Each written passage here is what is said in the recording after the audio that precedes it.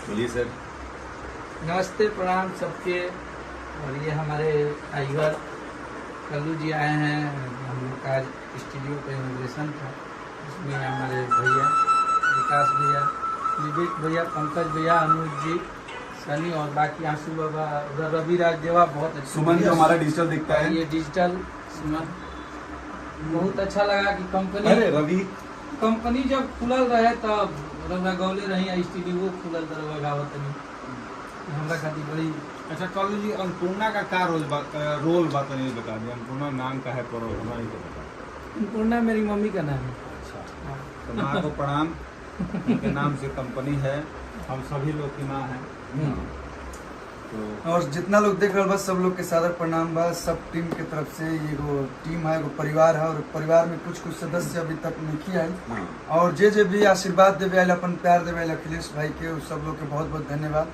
और आज अन्नपूर्णा फिल्म्स कुछ ही महीना पहले कंपनी खुला, और आज आप लोग के प्यार और ब्लू गेट देखिए, पीछे ब्लू गेट भी दिख रहा है, तो ये प्यार है, सब लोग एक हैं। इससे मतलब साबित होता है कि हम सभी एक हैं, और आप लोग के प्यार और आशीर्वाद से ही आज एक राइटर अपने बल पे कंपनी खोला, आपके प्यार से, और आपके प्यार से आज स्टूडियो ओपन हुआ है। भगवान करे यहाँ पे जो गाना रिकॉर्ड हो, उनका लेखनी तो सब हिट होते बा, आप सब लोग जानते हो गाना हिट होता है। जौन गाना जो रिकॉर्ड होके एकदम मिल के पत्थर साबित होके सब गाना हिट पे हिट, सुपर हिट और टाइगर आप ये भी बोल दीजिए, और 4 लाख सब्सक्राइबर भी हो गया मात्र 3 महीने में। ये भी बोल दीजिए कि जो लोग सच में लगन से काम करना चाहते हैं, स्ट्रगलिंग सिंगर्स, उनको यहाँ हेल्प मिलेगा, ये आप भी जवान दे सकते हैं सर। जी जरूर। देखिए ऐसा नेचर है, हमारे बगल में विवेक भैया हैं, इनका ऐसा नेचर है, या अखिलेश जी हैं।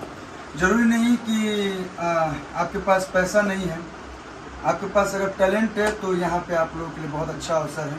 अगर आप बहुत अच्छा गाते हैं, बहुत अच्छा सिंगिंग करते हैं, एक्टिंग करते हैं, चाहे वो लड़का हो या लड़की हो, सभी के लिए यहाँ पे एक अच्छा अवसर है। आप लोग आए, कांटेक्ट कीजिए, ऑफिस है यहाँ पे, और आप लोग को वीडियो एल्बम में काम करने का मौका भी मिलेगा। जो भी इच्छुक कलाकार हैं, जो रियली बहुत टैलेंटेड हैं, जो अपने रील्स के माध्यम से या फेसबुक प्लेटफॉर्म में काम करना चाहते हैं, नहीं कि बस एक गाना हिट हो गया तो हम सिंगर हो गए, जो आप बोले थे। हाँ जी, देखिए हमको जलन भी है। मैंने इंटरव्यू में बोला था, कल्लू जी फिल्म करते हैं, हिट होता है, सब फिल्में 10 साल के बाद टीवी पे आएगी, यूट्यूब पे आएगी, लोग देखते रहेंगे, इधर कुछ नहीं मिलता है। जो एक बार मिलना है वही मिलता है। हाँ, बोल रहा हूँ, उसका लड़ाई हम लोग लड़ रहे हैं पार्लियामेंट में, रवि किशन जी रॉयल्टी के लिए। लेकिन अगर आप राइटर हैं, अच्छे राइटर हैं, अगर आपको लिखने आता है तो आपको रॉयल्टी मिलेगा। अगर आप किसी भी सिंगर से गाना गवाएंगे, अगर आपका गाना चलेगा तो जीवन भर 3 पुस्त तक पेमेंट आता है। आप नहीं है, आपके बेटा है, बेटा नहीं है, उसके बेटा है, हस्बैंड वाइफ, लेकिन हम लोगों को नहीं मिलता है। हम लोग एक्टर हैं, कल्लू जी एक्टर हैं, इनको वो सब पैसा नहीं मिलेगा। लेकिन कल्लू जी के लिए, बाकी जो आर्टिस्ट हैं, उन लोगों के लिए लोग लड़ाई लड़ रहे हैं कि इन लोगों को भी पैसा मिलना चाहिए। जो जीवन भर टीवी पे दिखता है, जो जीवन भर जिसके नाम पे पब्लिक देखती है, उन लोगों को पैसा कभी नहीं मिलता है। एक बार जो मिल गया, ये सच्चाई है कि एक उम्र होता है, जब काम करने के बाद जब उम्र ढल जाती है, तो जितना सारा पैसा रुपया आदमी कमाता है, अपने परिवार के लिए इन्वेस्ट करता है या बिजनेस करता है, उसके बाद उसके पास कुछ नहीं बचता है। बुढ़ारी के सहारा का होला कि जो हम जिंदगी भर काम के लिए बनी उम्मीदों, और उसको हम कहीं ना कहीं मतलब अपने दिन भर मेहनत के लिए, पूरा जीवन मेहनत के लिए, तो बुढ़ारी में एकदम सुख चैन की जिंदगी। लेकिन कई सारे एक्टर हैं, हम नाम नहीं लेंगे, बॉलीवुड से लेके हमारे भोजपुर में भी, कि एक उम्र ढलने के बाद पैसा रुपया नहीं जाता है, उसके कारण किसी की जल्दी मौत हो जाती है। तो ये सरकार से लड़ाई लड़ रहे हैं हमारे सांसद महोदय लोग, जैसे रवि भैया हैं, 2 सांसद हैं आज के डेट में, मनोज भैया हैं, सब लोग लड़ाई हम लोग नहीं जीतेंगे तो क्या फायदा।